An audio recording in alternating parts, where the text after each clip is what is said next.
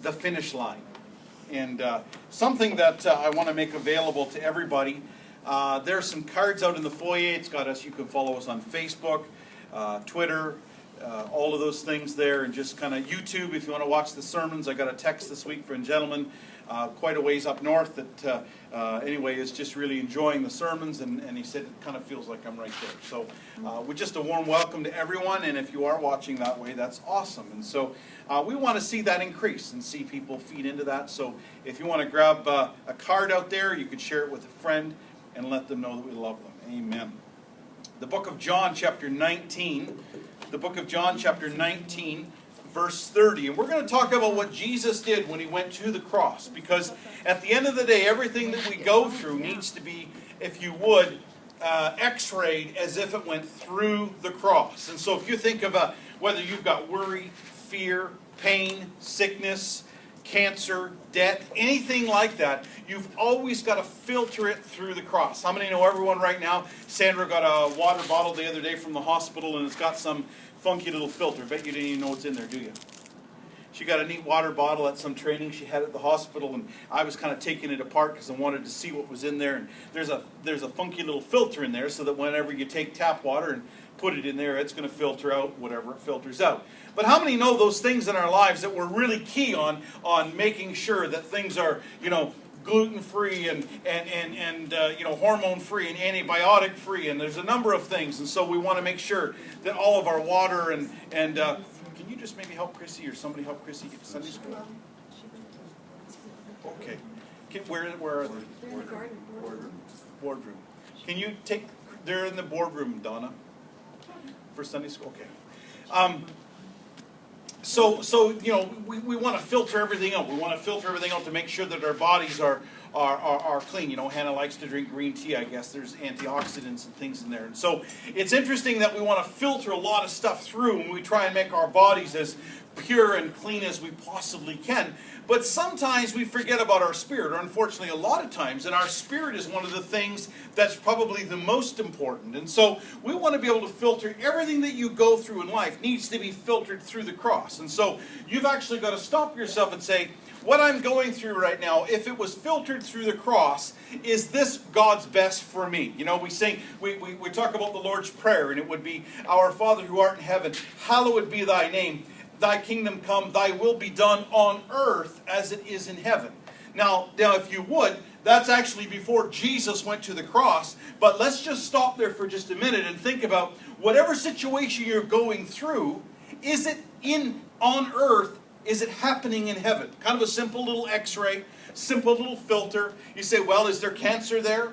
Is there sickness there? Is there disease there? No, a lot of times God gets blamed for things that God didn't even create. He doesn't have sickness and disease to give you. And so sometimes we get afraid to pray, and I would be afraid to pray. You would think, what's the point of talking to God? If God gave you the sickness and disease to teach you something, then how dare you ask for him to take it away? That doesn't make any sense. And so if you really look at that and say, what did the cross accomplish for me? And if the cross accomplished God's best for me, if I filter my life through the cross, then I can begin to say, so what's happening right now clearly is not God's best. Clearly God is not the author of that. Then, if you will, you have a leg to stand on to say, I'm not tolerating it anymore. Amen. The finish line is where we're going to reach, and my life is not going to be based on fear of God, fear of what he's now done to me. He's clobbered me. You need to have a reverent fear. Don't mistake what I'm saying. But not this fear of. Okay? And so, we kind of talk a little bit about, having this fear of people. You ever had somebody that you cower away, or you really don't want to ask them a question because you're in fear of them? We were having breakfast yesterday, and Sam said to me, I hope that we're never grandparents like the grandparents were at a few tables down, because these kids literally were in fear. And it was good that I saw them say grace, and that's wonderful. But from there on in, the kids couldn't move. It was just, everything was just so regimented and fearful. And when you're under that gun of, oh no, the gun is going to fire at me, you can't function the way you should. I remember we were learning, and we did a Bible study not that long ago, but there was a lady that lived to 120 years old, and they wanted to know the secret of her life, and she said, you need to sit loose. And I could never figure out what that meant, and then I kind of listened to the rest of her testimony, and this has nothing to do with color or anything like that, but she was a larger lady from Louisiana, and so just as she was sharing her testimony, she said you have to sit loose. And that's how you live your life. She was a saved person, and at that time I think she was 114 years old. It was amazing of how old she was. But the point was you have to live that stress-free life. Now coming from me, you know that that's a bit of a stretch. Because if there's a way of worrying or panicking or second-guessing or anything, I have to work through those things. But the bottom line is, as I filter that through the cross, I have to say, this is not of Jesus. And there are things in our lives that we have to filter through the cross and say, there's no way this is of Jesus. Car wrecks, situations that happen. You've got to filter that through and say, this is not of Jesus. So anyway, so San has her little water bottle with the filter, taking out all of the impurities. Now, how many know if you tamper with the filter, a lot of the impurities can just find their way into the water bottle? They can just find their way. I told you that a few weeks back, how now I'm extra diligent to make sure that the cover on our cistern on the farm is set just right on top of the cistern so that it does not get any impurities. Do you remember that? Do you remember what happened? How come I'm so diligent now? Does anyone remember? Yes. Why was I diligent, Ann? I think it was Boz. Boz. Hopefully it wasn't our kids. But Boz was caught urinating on the lid of the cistern. So for all these years, I've been filling this thing, thinking life is good, and I go out and I see he's found a new little spot. Well, now I have to make sure that the lid is put on there just right. Was it going to kill us? No. But it was an impurity that I didn't want any part of. And so now I make sure it's just right, and we make sure this chubby little body goes somewhere else. All right?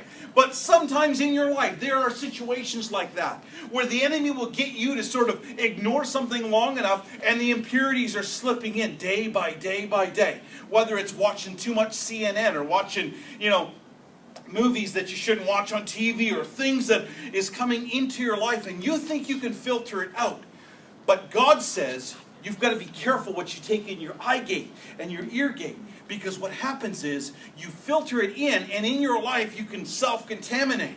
And so we do all this work to make sure that our body's not contaminated, but our spirit and our mind can be contaminated.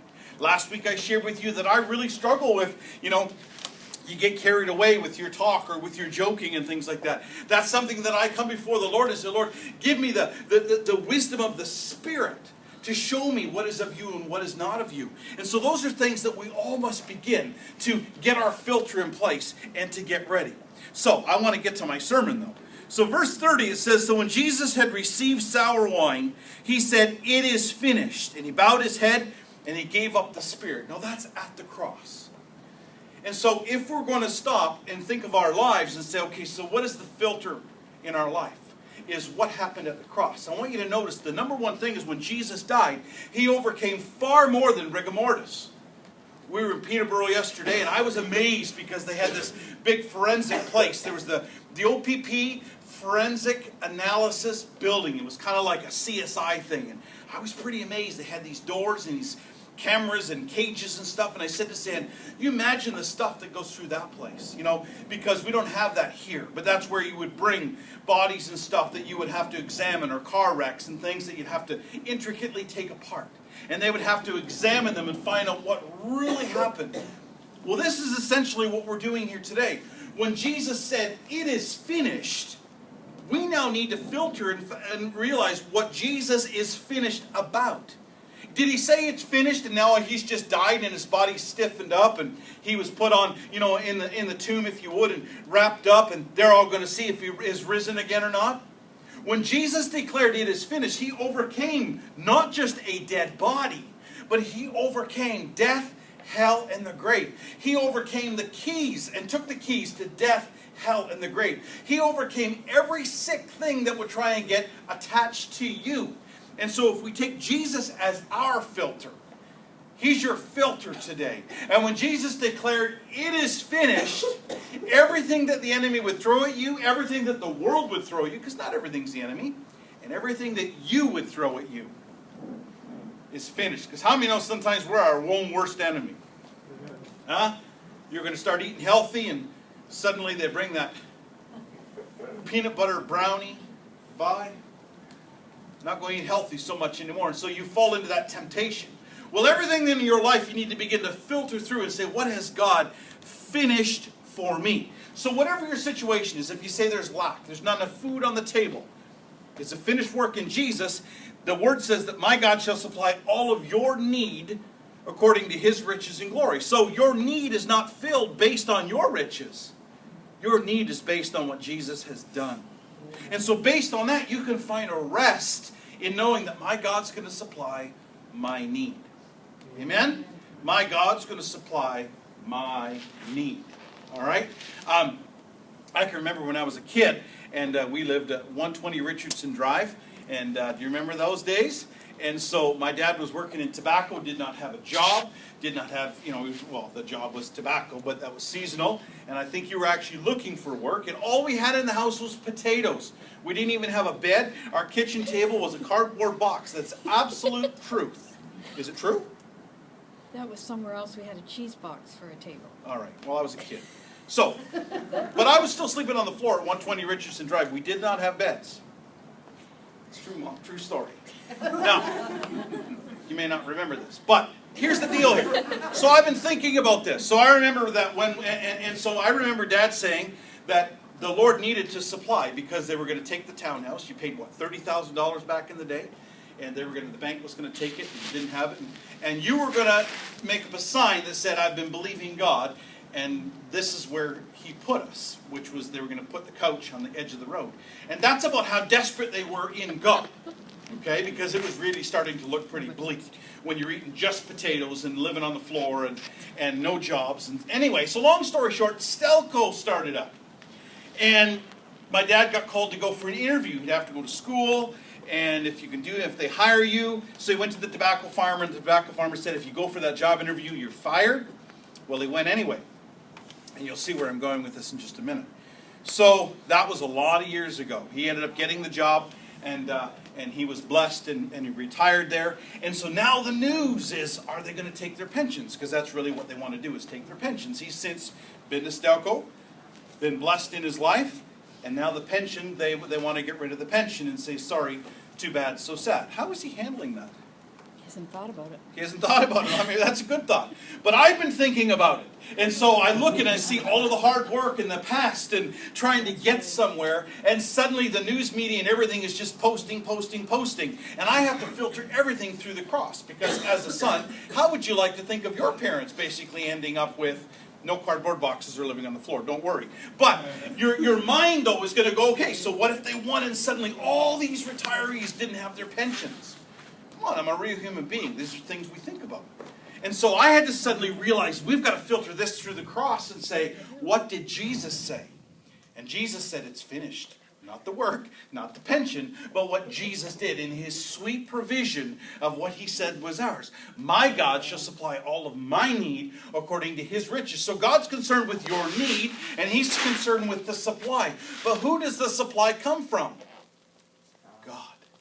So everything that you have need of. I mean, if you think about it this way, you could be a janitor, and there's no harm in being a janitor, but you could be in a janitor situation, and God could give you wisdom, and you could have blessing way beyond your means based on the wisdom from God. So it's not the job. It's not the position you're in. It's not even the situation. It's what Jesus has declared. It has been finished. Everything that you have need of has been done in Jesus. But the victory is through Jesus. Now, I want us to go to Revelation 13:8.